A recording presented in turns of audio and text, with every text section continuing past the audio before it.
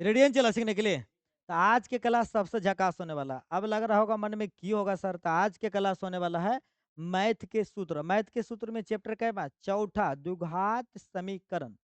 बाकी ऑलरेडी पहला चैप्टर जो द्विघात सॉरी बहु वास्तविक संख्या है, दूसरा चैप्टर बहुपद है, तीसरा चैप्टर दो चर वाला रैखिक समीकरण है। इस सब पर ऑलरेडी है कि पहले से ही बता चुके हैं सबका। अब वीडियो भी अपलोड है, उसका हम प्ले लिस्ट का लिंक भी डिस्क्रिप्शन बॉक्स में दे दिए हैं। लेकिन सबसे पहले इस वीडियो को बढ़िया से देख लेना है, और उसके बाद अगर वह सब नहीं देखे तो उसको भी जाकर देख लेना, ठीक। क्योंकि एक बात है, अगर सूत्र याद रहा है ना तो एग्जाम में मैथ बने में कुछ मजा आवा नहीं कहा, मजे मजे में ही रहता है, मजे मजे में रहबे नहीं कहा कि हम सूत्र याद के लिए, समझ गए कि नहीं। ये चलते सूत्र को बढ़िया से याद रखना है, ताकि जब एग्जाम देवे जाए और मैथ बना रहे हैं आई सूत्र पर हिसाब बनेगा तो एक भी नहीं छूटना चाहिए, ठीक। ये चलते सूत्र लेकर आए हैं और प्यार से, मोहब्बत से और दिल से बताएंगे, ठीक। किस चैप्टर में? द्विघात समीकरण में। आज शुरू से लेकर अंत तक वीडियो पर बने रहना, बीच पर छोड़कर नहीं जाना। अगर छोड़ के जाओगे एग्जाम में खूब पछताओगे। चलो स्टार्ट करते हैं। द्विघात समीकरण वाला बताना है, ठीक। यह आ गया हम लोग का यह।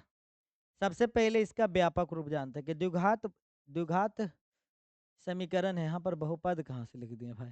समीकरण होगा द्विघात समीकरण। द्विघात समीकरण का व्यापक रूप कैसे होता है? ए एक्स के square plus b x plus c बराबर जीरो, जहाँ ए नॉट इक्वल को चीज जीरो। ए एक्स के square plus b x plus c बराबर जीरो, जहाँ ए नॉट इक्वल के जीरो। ये होता है इसका रूप। अगर पूछ दे कि भाई अपना बताइए कि द्विघात समीकरण का व्यापक रूप बताइए, तो क्या बोलना है? ए एक्स के square plus b x plus c बराबर जीरो, जहाँ ए नॉट इक्वल जीरो, ठीक। कि ए बराबर जीरो नहीं होगा, ठीक। आगे ये भी पूछ सकते हैं कि द्विघात समीकरण का अधिकतम घात कितना होता है? तो दो मारना हदम दिल से। द्विघात समीकरण का अधिकतम शून्य कितना होता है? तो दो मारना हदम दिल से, पूरे दम प्यार से मारना। द्विघात समीकरण के शून्य भी पूछे तो दो। द्विघात समीकरण के घात भी पूछा, अधिकतम कितना मारना है? दो, ठीक। आगे बढ़ते हैं। यह अब यह विवेचक बहुत फेमस है यह, कि विवेचक निकालिए तो विवेचक यानी बड़की डी, ठीक। बड़की डी, डी बराबर निकाले कहेगा B square minus four a सी। इसे पर बनेगा कि B square minus four a सी किसके बराबर? जब विवेचक निकाले कहेगा तब, ठीक। और अगर डायरेक्ट हम लोग का कह दिया कि शून्य की निकाली या तो एक्स के मान निकले, तो एक्स के मान निकालने के लिए सूत्र लगाना है minus B plus minus under root b square minus four a c. या कर जगह हम डी भी डायरेक्ट रख सकते हैं, ठीक। लेकिन हम ऐसे करके बना लिए हैं कि minus B plus minus under root b square minus four a c. या कर जगह डी भी रख सकते हैं, अभी बताया, बटा टू। अगर कह दे दो शून्य को होता है वो अल्फा को बीटा, ठीक ना। तो अल्फा कह दे तो माइनस बी प्लस वाला रखना है, ठीक, under root b square minus four a c. अगर बीटा कह दे, देखिए माइनस वाला रखना किस में? माइनस वाला बीटा में रखेंगे, ठीक है। अल्फा बराबर तो minus B, b plus under root b square minus four a c बटा टू है। अगर बीटा का है तो minus b minus under root b square minus four a c बटा टू है, ठीक।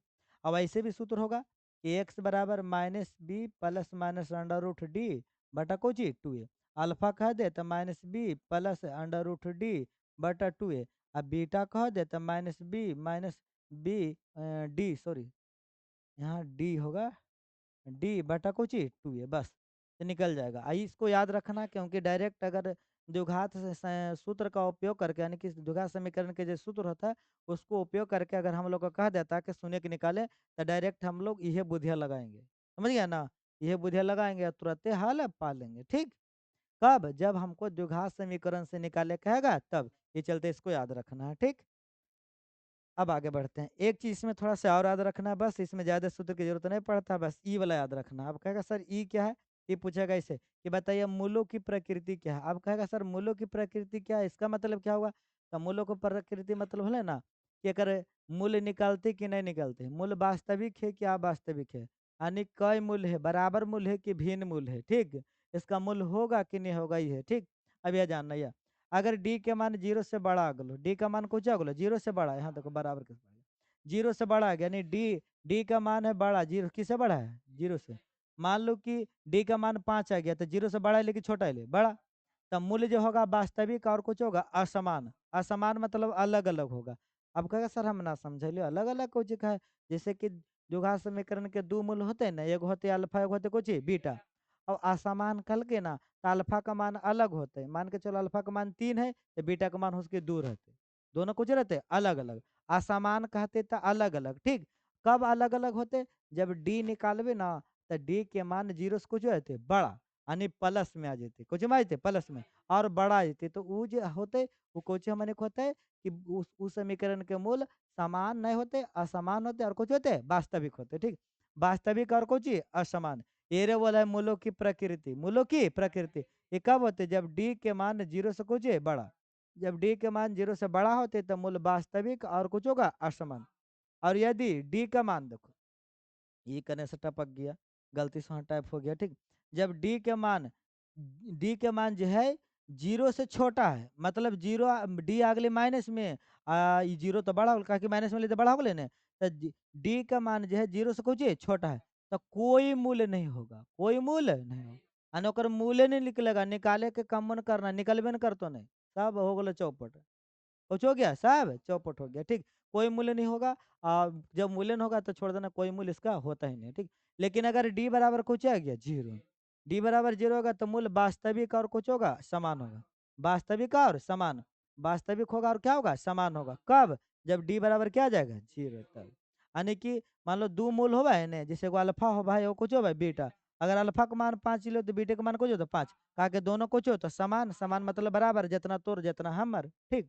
तो मूलों की प्रकृति याद रखना, फिर से एक बार बोलते हैं। अगर डी के मान जीरो से बड़ा आएगा, डी के मान जीरो से बड़ा आएगा तो असमान मूल्य होगा, क्या होगा असमान मूल्य निकलेगा, लेकिन असमान होगा। अगर डी छोटा आ गया तो कोई मूल्य नहीं होगा, कोई मूल्य नहीं होगा। अगर डी बराबर जीरो आ गया, डी बराबर क्या आ गया जीरो, तो समान मूल्य होगा, कौन मूल्य होगा समान मूल्य।